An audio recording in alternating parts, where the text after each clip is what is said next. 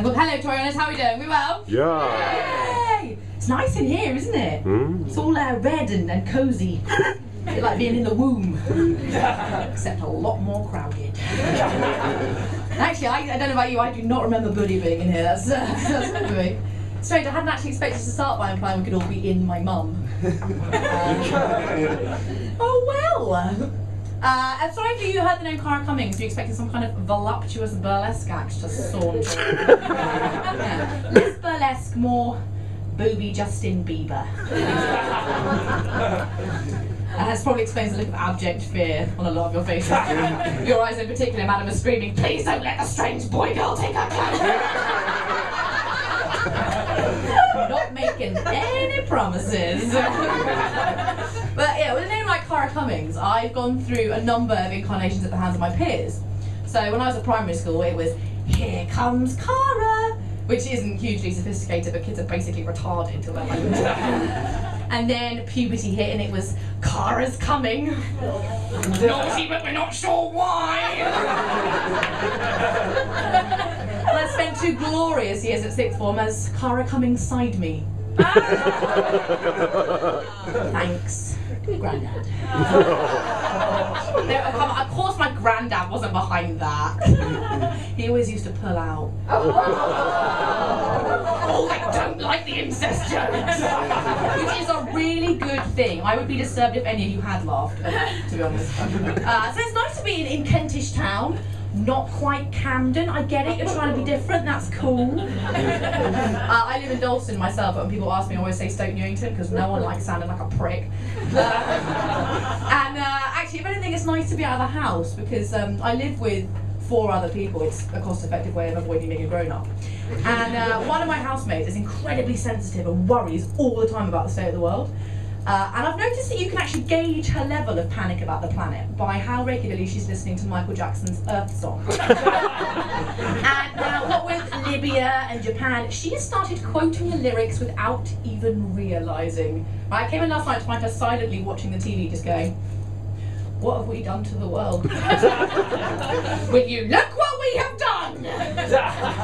It's getting as bad as the month when she thought she was getting harassed at work. And genuinely, for 4 weeks, every time you walked past her bedroom door, all you'd hear was, "The higher you build your barrier." She was singing it to the mirror. Actually, where we live, you probably get this a lot around here, being so close to Camden. You'll be walking down the street and you see somebody coming towards you and you think, "My God, what a twat." And then you realise you're actually just approaching a mirror. That does happen to me quite a lot, let's be honest.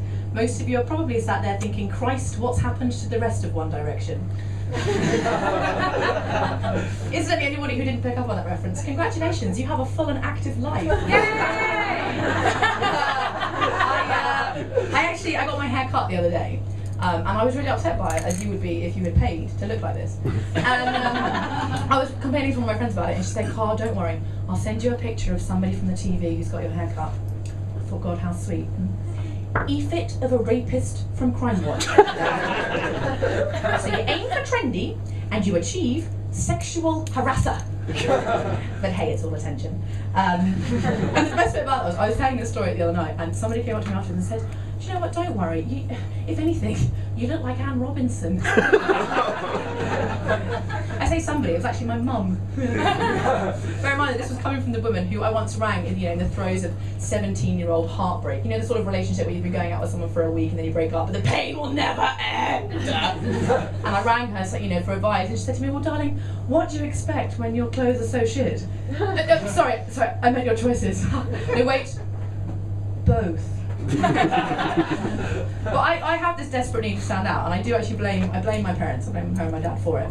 Because how dare they raise me in a loving and stable environment? What the hell is interesting about that? Okay? I'm white, middle class, and surprisingly well-rounded. It's like I've been set up to fail socially. I grew up thinking that fast food was an unexpectedly prompt Ocado delivery. In conversations about deep and crushing childhood trauma, what am I supposed to offer?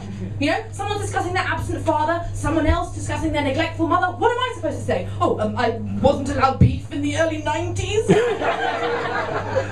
See, I have the sort of progressive parents who would deal with problems by not really dealing with them. When I was 14, I tried to hide a packet of cigarettes in that place that all teenagers assume is invisible. under the bed.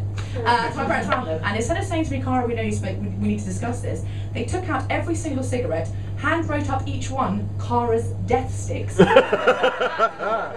them back into the box, and then waited for me to say something. Smoked them all anyway, probably got high off the biro. Take that, reverse psychology. Ladies and gentlemen, you've been great having Cara Cummings.